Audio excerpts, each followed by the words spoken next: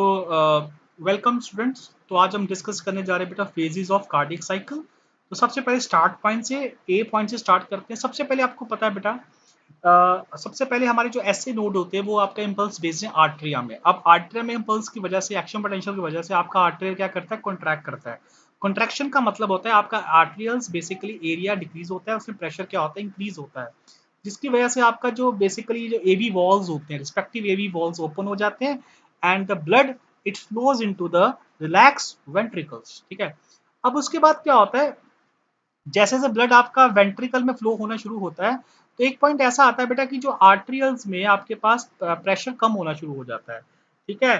तो बेटा इस ये पॉइंट की वजह से आपके जो बेसिकली एवी वॉल्स होते हैं, एवी वॉल्स क्या हो जाते हैं बेटा, इट स्टार्ट, ये क्लोजिंग होना शुरू हो जाते हैं।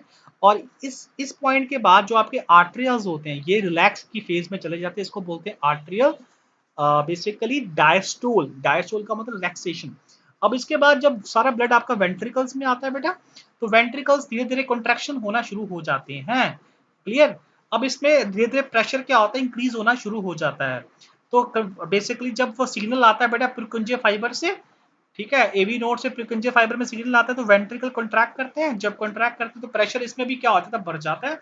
जब प्रेशर जब बढ़ जाता है तो इसकी वजह से आप डी पॉइंट पे जब आएंगे तो डी पॉइंट में आपको दिखाई देगा कि प्रेशर इंक्रीज होने की वजह से जो आपके बेटा ये सेमी ल्यूनर वॉल्स होते हैं, ठीक है ना, ये आपके जो सेमी ल्यूनर वॉल्स होते हैं हाई प्रेशर की वजह से क्या होते हैं बेटा, ये ओपन हो जाते हैं।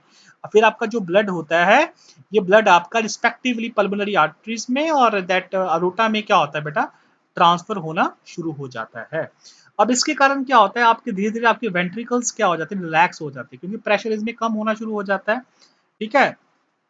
अब क्योंकि जब प्रेशर वेंट्रिकल्स में कम होता है और आपके जो अरोटा में और पल्मोनरी आर्ट में प्रेशर ज्यादा होता है, तो बैक फ्लो ना हो जाए इसलिए हम क्या करते हैं बेसिकली, इसलिए आपके जो ये जो सेमील्यूनर वॉल्स हैं ये क्या ये बेसिकली क्या हो जाते हैं, दे स्टार्टिंग गेट क्लोजेस, ये क्लोज होना शुरू हो जाता है तो आपके पास हार्ट का साउंड आता है।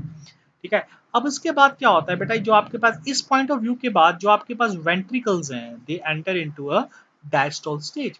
अब उसके बाद फिर क्या होगा, अब इसमें आपके पास वेंट्रिकल्स क्या है, डायस्टोल में चले जाते हैं। इस समय all the strength are basically at the relax phase में होते हैं।